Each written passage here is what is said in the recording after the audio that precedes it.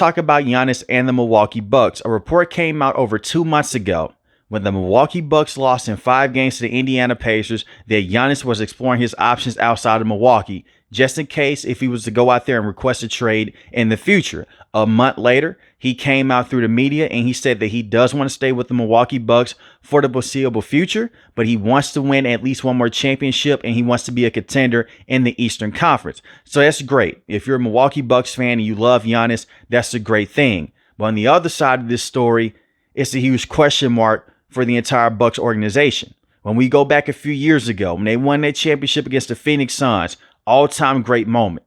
But you look at what they had to give up to assemble that roster. They gave up a lot of picks to bring in Jrue Holiday, who was a phenomenal point guard with this organization. But they ran to a bit of a tough spot there in the Eastern Conference. They were dealing with injuries to Chris Middleton and the same with Giannis. So they made a trade to bring in Damian Lillard. You moved off of Jrue Holiday. Once again, you're trading first-round picks. This team does not have a first-round pick until 2031. Dame got injured in the first round against the Indiana Pacers, and that does suck. He tore his Achilles. He's going to miss majority, if not all, of the upcoming season in the NBA. You traded Chris Middleton to bring in Kyle Kuzma. You have $150 million between 3 players, Kyle Kuzma, Giannis, and Damian Lillard. They don't have enough draft resources to go out there and make a major splash like how you've done in the past to bring in Dame, and the same with Jrue Holiday. And you don't have enough money to go out there and bring in top free agents to help out Giannis. When you look at this current roster right now, Kevin Porter Jr. is your starting point guard. Now, he was not supposed to be the starting point guard. You have Dame Lillard there. Kevin Porter Jr. is scheduled to be a free agent. Gary Trent Jr. took a huge pay cut to come over and play with this organization. He was a very good basketball player in big time moments. Look at what he did against the Indiana Pacers in the first round. I know that he had that terrible turnover in game 5, but he was a rock star in that last game. He's going to be a free agent. Bobby Portis, who has been phenomenal coming off the bench for many years now. He's been a top bench player. He is scheduled to be a free agent, and the same with Brook Lopez. They just can't go out there and give those guys top end money. And I look at someone like Bobby Portis. Will he give the Milwaukee Bucks a hometown discount? I hope that's the case. They really need him to come back and be with this roster long term. And it does leave a sour taste in your mouth if you're a Bucks fan, because you look at that championship roster with Chris Middleton, Mike Budenholzer being the head coach, Jrue Holiday being the starting point guard, Brook Lopez, and Bobby Portis. You had Dante DiVincenzo as well, but he was injured, dealing with a foot injury. But it seems like a lot of the big names besides Giannis, they're no longer on this roster. And the same with Coach Budenholzer. Now, before I go back into the players and what they should do in free agency in the next couple of days, I look at the coaching staff here. They should have never fired Coach Budenholzer. Maybe I'm in the minority with that, but I thought he was a very good head coach with this organization. He did a lot of good things with Giannis, the same with Chris Middleton, by having different sets, finding ways for Giannis to get downhill even more, finding one-on-one opportunities with Jrue Holiday, moving on and off ball, the screens that he'll run with multiple players. But they fired him after they lost to the Miami Heat in the first round. That was the same Heat team that went against the Denver Nuggets and gave the Denver Nuggets problems. You lost to Jimmy Butler in that Heat organization, but Giannis was dealing with a back injury. Chris Middleton wasn't 100%. You bring in Adrian Griffin. He didn't even last to the halfway point in the regular season. You were a top seed in the Eastern Conference. The reason why they fired Adrian Griffin, a lot of reports came out that him and Giannis, they were butting heads behind the scenes. And the ownership did not have much faith in him moving forward because their defense took a major step back. That was always going to happen. When you trade a perimeter defender like Jrue Holiday and you bring in a player like Dame Lillard, who is a phenomenal point guard on the offensive end, but his defense has never been great. We never look back and Dame in his prime, even up to this point, and say that Dame is a very good defender. He's never been. He's one of the best offensive guards that we've seen. But you have someone like Jrue Holiday, who isn't on the same level of being a great offensive player all the time like Damian Lillard, but that defense is phenomenal. That defense helped them get over the hump against the Phoenix Suns, especially in the Eastern Conference. But you traded Jrue Holiday, you bring in Dame. And you were never able to figure out the 1-2 punch between Dame and Giannis. And I'll admit it. I didn't cover trade at the time. I was saying if you have Dame and you have Giannis, that 1-2 punch should be crazy. You have a downhill threat in Giannis who can average 30 points a game by just getting to the rim over and over again. He's unstoppable.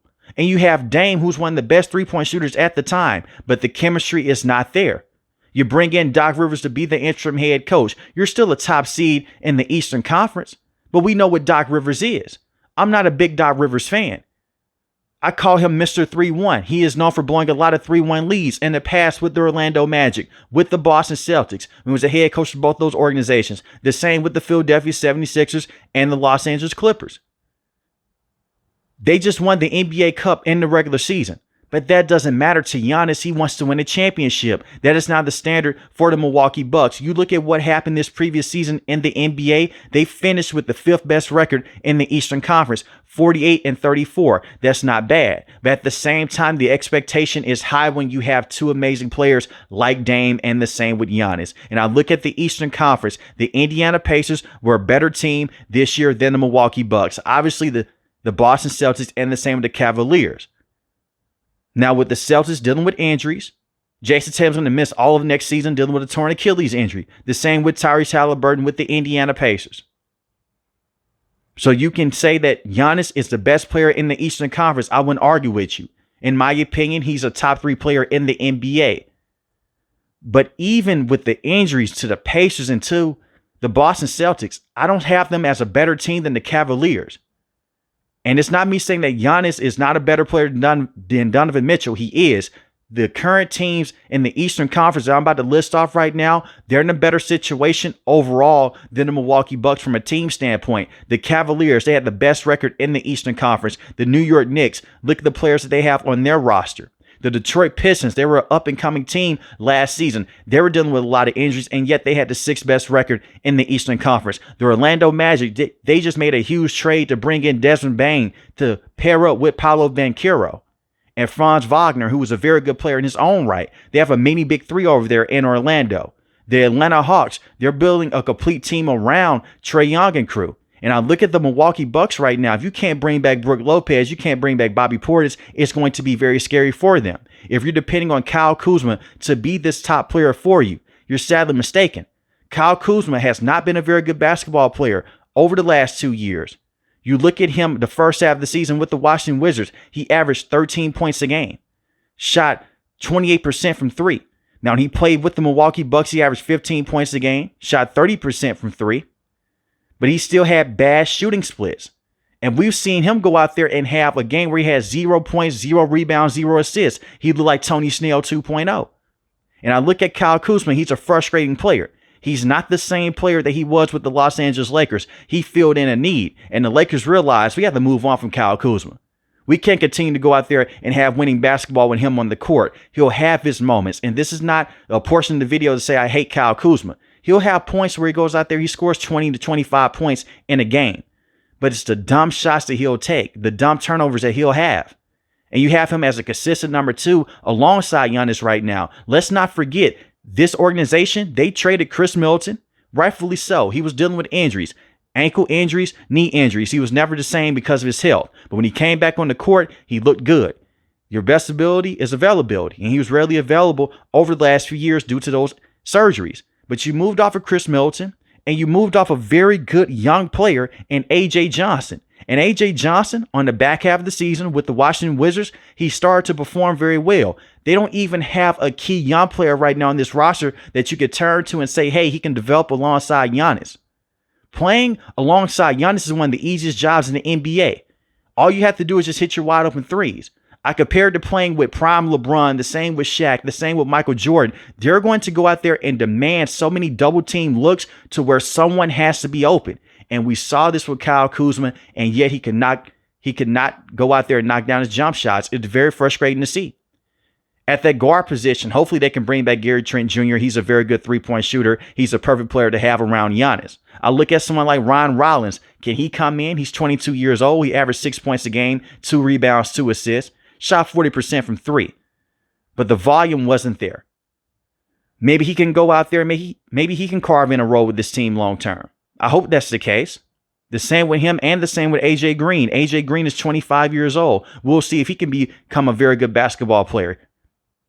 He's young. Taurean Prince. I'm over Taurean Prince. Darvin Ham is the assistant coach with this organization. If you're a Lakers fan, you know all about Taurean Prince and Darvin Ham. Darvin Ham has a heavy influence coaching alongside Doc Rivers. I'm tired of seeing Taurean Prince go out there and get big time moments every now and then and get big time minutes. I don't want to see him get those big time minutes anymore. He's a solid defender, but having him getting offensive looks over and over again, I'm over it. We saw this with the Lakers, and the adjustments haven't been there with Doc Rivers.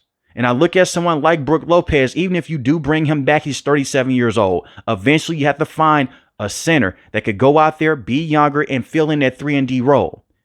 And I really like Brook Lopez, but he's regressed over the last 2 years. The three-point shot is there, but the defense is not there like how it was many years back. But once again, he's getting older. And the Golden State Warriors, they have a lot of interest in Bobby Portis as I record this video. And the Los Angeles Lakers, they have a lot of interest in Brook Lopez. They can offer them more money than the Milwaukee Bucks can.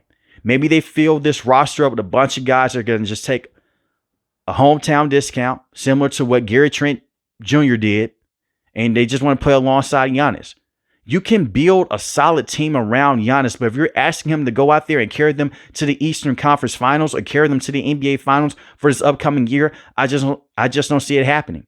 I see this upcoming season being a gap year for the Bucks, and I do believe they should look into trading Giannis due to the simple fact you don't have that much cap space moving forward. The flexibility is not there, and you don't have a first-round pick until 2031.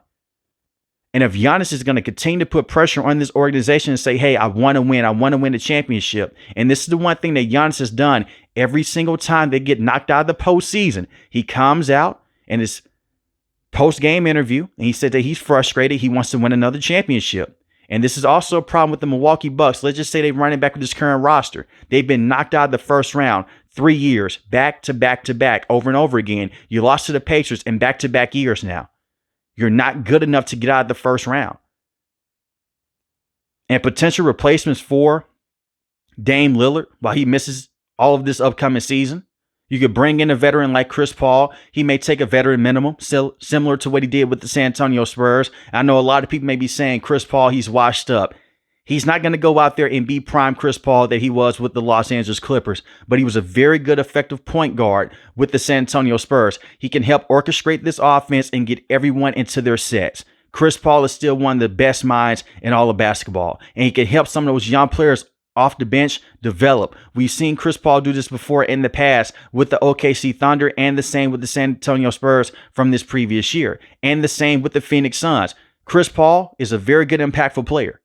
He doesn't have to go out there and average 20, 25 points to be effective. He can have 10 points a game and give you 8 to 10 assists by just having his court vision and being able to take care of the basketball and giving Giannis a rest. You don't want Giannis to go out there every single night and to be your leading man that has to bring the ball to the court over and over again. You're going to tire him out, especially with him dealing with these injuries over the last 2 to 3 years. And it's not major injuries, but you're asking a lot out of this all-time great. And if you don't want to go out there and bring in Chris Paul, you can bring in someone like D'Angelo Russell. D'Angelo Russell will fit the team very nicely. The defense is not going to be there, but he's a red-hot shooter when he's hot. We saw this with the Los Angeles Lakers. He had some big-time moments. But this is the problem with D'Lo. When that jump shot disappears, boy, you're in trouble because he's such a defensive liability. But when he's red-hot, he's a very good player that can run the two-man game with Giannis. And I think that you can run the pick and pop better with him than you can with Dame. D'Angelo Russell has been doing this for a long time in his career. He's 29 years old. He ran the pick and pop with LeBron, the same with Anthony Davis, the same with the Brooklyn Nets and the Golden State Warriors. And he does have to come in. He doesn't have to be the face of the franchise. He doesn't have to be the number 2 option on paper. They still have a lot of high remarks for Kyle Kuzma to be the number 2 option. I don't agree with it. But we'll see what happens with the Milwaukee Bucks within the couple of days and free agency. But the biggest free agent that they should really want to retain right now would be Bobby Portis coming off the bench. But let me know in the comment section below how you feel about the Milwaukee Bucks and should they trade Giannis in the future. If you're new to the channel, hit the subscribe button. If you like the video, hit the like button. Most importantly, when each and every last one of you guys stay safe, stay positive. Thanks for the video, guys. God bless. Peace.